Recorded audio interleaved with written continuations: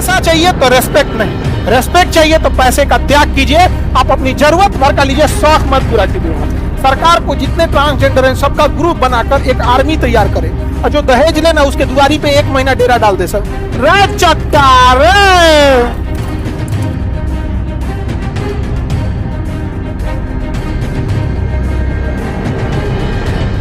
जन्म स्थान के साथ भेदभाव, लेकिन होता है कि नहीं होता है?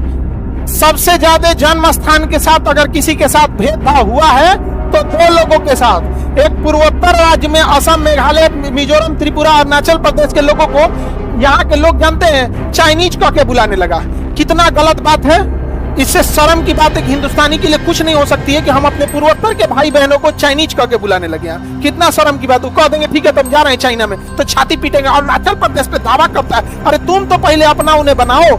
और दूसरा भेदभाव हुआ है तो बिहारियों के साथ। हालांकि 2019 के बाद ये भेदभाव थोड़ा कम हो गया है। आप देखेंगे महाराष्ट्र वगैरह में ये भेदभाव कम हो गया है। उसके बहुत सारे कारण हैं यहाँ पे, बहुत सारे। यहाँ पे आप लोगों ने एक नाम सुना होगा प्रशांत किशोर, तो उसमें बड़ा योगदान रहा उनका, जन स्वराज वाला प्रशांत को। जब वो महाराष्ट्र इलेक्शन में, उनका तो काम ही था इलेक्शन में रणनीतिकार करना, तो महाराष्ट्र इलेक्शन में जब वो थे 2019 के टाइम पे, तो जब वो चुनाव का रणनीति बनाए, चुनाव वगैरह वो लोग जिस पार्टी से थे उनको जिता दिए, तो पार्टी कोई भी जीतने में पूछेगी आप क्या चाहते हैं, तो जब उनसे पूछा गया था कि आप क्या चाहते हैं, तो उन्होंने बोला था कि हमरा पैसा वैसा मत दीजिए यहाँ पे, लेकिन जो बिहारी मजदूरी करने आएगा उनको बिहारी कह के मारिएगा नहीं, यही मेरा फीस है। अभी देखिएगा इसके बाद ये बहुत चीज कम हो गया। हुआ है कि नहीं हुआ यहाँ पे? तो किसी का अगर अच्छा योगदान है तो उसकी सराहना भी करनी चाहिए, वरना लोग अच्छा काम करना छोड़ देंगे। हालांकि आप लोग में से बहुत सारे लोग होंगे जिनको ये बात पता नहीं होगी। आप समझ में आया कि नहीं गया यहाँ पे? बाकी अपनी चीजें अपने जगह पे, लेकिन हम लोग के साथ बड़ी अत्याचार होता था, बिहारी लोग को बड़ी मारा उड़ा जाता था। अब हो रहा है नहीं। और हम लोग की भी जिम्मेदारी है कि कहीं दूसरे स्टेट में जाए तो इज्जत से हम लोग रहे। ये नहीं कि ईयरफोन में फुल साउंड में भोजपुरी गाना बजा दे। आगे बढ़े। क्या भेदभाव होना चाहिए? आर्टिकल 15 जाति, धर्म, लिंग, जन्म स्थान के आधार पर भेदभाव नहीं। 16 में कहता है लोक, लोक मतलब होता है सरकारी, नियोजन मतलब नौकरी, नियोजन मतलब नौकरी, लोक नियोजन की समानता, लोक नियोजन की समानता, समानता। लेकिन इसमें अगर कोई वंचित वर्ग है तो उसे आगे बढ़ाने के लिए आप उसे विशेष छूट अर्थात आरक्षण दे सकते हैं।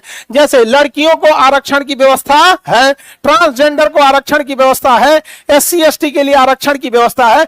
तो ये सारी व्यवस्थाएं वो समाज में दबे कुचले दब गए हैं, तो उन्हें आगे बढ़ाने के लिए पॉजिटिव थिंकिंग के लिए किया गया है, न कि निगेटिव थिंकिंग के लिए। बहुत सारे लोगों का कहना है कि आरक्षण सही है या गलत है। ये बताओ किस मुंह से कहते हो? जब जाति रहेगी तो आरक्षण क्यों ना रहेगा?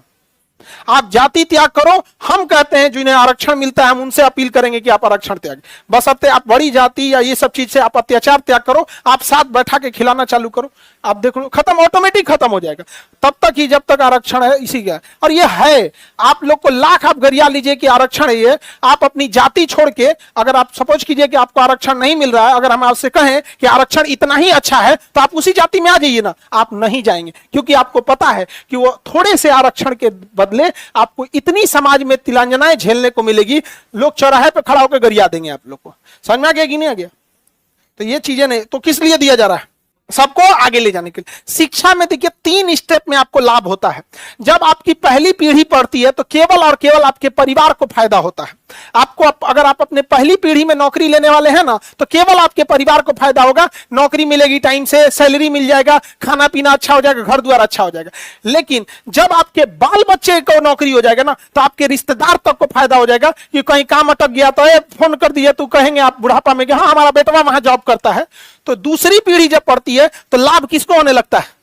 परिवार को भी होने लगता है। और जब तीसरी पीढ़ी पढ़ के नौकरी लेती है तो आपके समस्त जाति को लाभ होने लगता है, समस्त जाति को लाभ होने लगता है। SC ST की अभी मुश्किल से पहली या दूसरी पीढ़ी पढ़ी है, इसलिए जब उनको समस्या आता है तो उनको सुनने वाला कोई नहीं मिलता है। लेकिन अगर अपर कास्ट को देखिएगा तो उनकी 8वीं 10वीं पीढ़ी पढ़ रही है, इसलिए अगर उनको कलकत्ता हाईकोर्ट में कोई दिक्कत होगा तो कहेंगे कि कोई है वहां पे, हमारे बाबू के केस में कहीं रहने होने का एक दिन का व्यवस्था कर दीजिएगा। तो बनारस में तो कभी CA में, कभी वकील में, कभी डॉक्टर में, इंजीनियर में, हर जगह उनका कोई ना कोई क्या मिल जाएगा, रिलेटिव रिलेटिव मिल जाएगा। अब अगर वही जो अभी अभी पढ़ना चालू किया जुमा जुमा 8 दिन, तो एगो अपने हैं, अगल बगल में देखेंगे तो कोई नहीं है, शांति से बैठ जाओ। ये सबसे बड़ी ताकत है, समझ में आ गया। किसी भी देखिएगा जो लोग बहुत समय से पढ़ाई कर रहे हैं उनका पूरा रिलेटिव में घूमेगा सब, नहीं समझ में आ गया। अब आप ही बताओ, आपका सिलेक्शन हो जाएगा तो आपके रिश्तेदार में अगर किसी को कोई तकलीफ होगा तो आप खड़े रहेंगे कि नहीं, होगा कि नहीं। तो अभी SC ST तो सुधरा, भी मुसलमान लोग के साथ और दिक्कत है। सिवान गोपालगंज छपरा का एरिया के अगर मुसलमान में किसी को ओमान में दिक्कत है ना, तो उसका रिश्तेदार ओमान में मिल जाएगा। सऊदी अरब में दिक्कत है ना, तो उसका रिश्तेदार कहां मिल जाएगा, सऊदी अरब में। लेकिन अगर उसको कोनो कोर्ट कचहरी या अस्पताल में जरूरत पड़ गया तो उसका कोई नहीं मिलने वाला है। ज्यादातर लोग कहां चले गए, सऊदी अरब चले गए, समझ में आ गया कि नहीं आ गया। तो लिंक खानदान दर खानदान का, तो दादा भी हैं, फूफा भी हैं, तो मौसा भी हैं, तो नाना। आप लोग में जो सिवान छपरा के एरिया के होंगे, सिवान के हैं लोग कि नहीं, हाँ ममहर वाले हमरे, हाँ चलो ममहर वाले लोग सब लोग एकदम। कल मोदी जी नालंदा उद्घाटन किए थे, हाँ विदेश नालंदा विश्वविद्यालय का क्या किए थे, उद्घाटन करते। एक बैला बताइए बख्तियार खिलजी विद्यालय जो लेगा बिना क्या जरूरत है जी उसको, बैल कहीं का, अरे तुम्हें लड़ाई लड़ रही है राजा से लड़ो, पढ़ने लिखने वाला जगह फूंक दिया, वो फूंकना ही था। तब हम क्या बोले, बिहार में तो बहुत ही, बिहार में तो ऐसा यूनिवर्सिटी है जिसको खत्म कर देना ही भलाई है, वो यूनिवर्सिटी ही नहीं रहना चाहिए उसको। तो बताओ 16 में क्या है, लोक नियोजन। सबसे जरूरी होता है किसी का रेस्पेक्ट करना, किसी की तकलीफ को बिना बोले समझ जाना, ये सबसे बड़ा रिश्ता होता है। कोई ये नहीं होता है कि यहाँ कोई जरूरी, आपको बुखार होगा पटना में ना, आपकी मम्मी को पता चल जाएगा गांव में, फोन करेंगे बाबू मन नहीं लग रहा था, पता नहीं कहा है आप, होता है कि नहीं होता है। This is true love. आगे बढ़े, आज जो तुम लोग फेसबुक और व्हाट्सएप पे घूमते हैं लोग, ये हाँ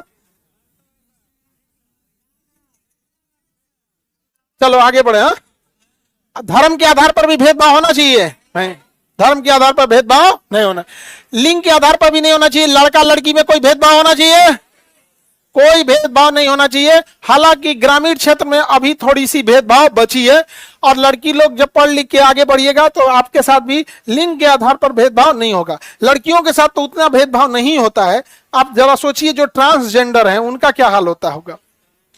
ट्रांसजेंडर समाज ने उनको इतना बहिष्कार कर दिया, इतना बहिष्कार किया कि ट्रेन में वो ताली बजा के पैसा मांग रहे हैं, अगर वो नौकरी मांगेंगे तो कोई देगा ही नहीं। समझना गया कि नहीं आ गया। वो ट्रांसजेंडर, उनके साथ सोचिए लिंग का भेदभाव, आप लड़की लोग शिकायत करते हैं, उनका जीवन तो नरक हो जाता है। सरकार को जितने ट्रांसजेंडर हैं सबका ग्रुप बनाकर एक आर्मी तैयार करे, और जो दहेज ले ना उसके दुआरी पे 1 महीना डेरा डाल दे सब। रे चट्टा रे, सुबह टाइम से गरियाए सब एकदम भयानक भयानक, इतना आदमी उब जाए ना कि दहेज का कुल सामान 1 महीना बाद पटक दे, ले जो दहेज यहाँ पे गलती हो गई, ले यहाँ पे, नहीं समझ में आया। सुबेरे सुबेरे मार के रद्द कर दे उन लोग। हाँ बहुत अच्छा उपाय है। हमारा सपना बहुत बड़ा, देखो ध्यान से, हम बस ये चाहते थे कि शिक्षा को एफोर्डेबल बनाया जा सके। आज भी देखिएगा शिक्षा अब एफोर्डेबल है, लेकिन कुछ शिक्षक लोग शिक्षक के रूप में व्यापारी भरे हैं, मुहुआ से बोलने का पैसा लेते हैं। एक शिक्षक किस चीज का पैसा ले रहा है, मुहुआ से बोलने का, लाख लाख रुपया है। वो शिक्षक नहीं व्यापारी है। व्यापारी से कैसे होता है, पैसा दीजिए सामान खरीदिए चलते बनिए। शिक्षक का जो इज्जत है भारत में, पैर छू के लोग प्रणाम करते हैं, ये करते हैं, ये व्यापारियों के लिए नहीं है। समझ में आ गया कि नहीं। एक समय पे या तो शिक्षक रहिए या तो व्यापारी रहिए। पैसा चाहिए तो रेस्पेक्ट नहीं, रेस्पेक्ट चाहिए तो पैसे का त्याग कीजिए। आप अपनी जरूरत भर का लीजिए, शौक मत पूरा कीजिए। यहाँ पे समझ में आ गया कि नहीं आ गया। यहाँ पे तो ये ध्यान रखना चाहिए आप लोग को, इतना भी नहीं। यहाँ पे हम लोग जब तक हैं, याद रखिएगा, एजुकेशन को व्यापार बनने नहीं दिया जाएगा। दूसरा सपना है कि अपने जीते जी दहेज के लिए कुछ ना कुछ दहेज उन्मूलन पे किया जा सके, लेकिन ये एक सामाजिक खराबी है, इसे समाज को आगे बढ़ के परित्याग करना पड़ेगा। समझ में आ गया कि नहीं आ गया यहाँ पे। और आप लोग भी कीजिए कि अगर दहेज दे तो उजाड़िए दीजिए घर, 10 साल में डर जाएगा सब। देखो सर्दी खांसी होता था, सुनो ध्यान, सर्दी खांसी होता है, कोई डरता है, पता है 2 दिन में ठीक हो जाएगा। लेकिन अगर कोरोना हो गया तो अरे बाप रे बाप, अगर वैसे ही हो जाए कि अगर दहेज लिए हो पक्का घर उजाड़ देगी, भाई दहेज नहीं लेंगे, और जो नहीं ले उसका घर नहीं उजाड़ना है। दिक्कत कब होगा? जब अगर वो न ले और उसके बाद भी आप उजाड़ दे। समझ में आ रहा है कि नहीं आ रहा? समझ रहे हैं? कौन जी? नहीं लेना जी, तुम लोग नहीं लेना। हम रिक्वेस्ट ही कर सकते हैं, बाकी आप लोग से नहीं कर सकते। लेकिन गलती से अगर हमारे पास अगर ऐसी कोई ताकत आ गई ना, कसम बताते हैं ना, अठन्नी लेने से पहले रूह कांप जाएगी। सही बोलते हैं यार, ये चीजें कभी नहीं होनी चाहिए यहाँ पे। हाँ,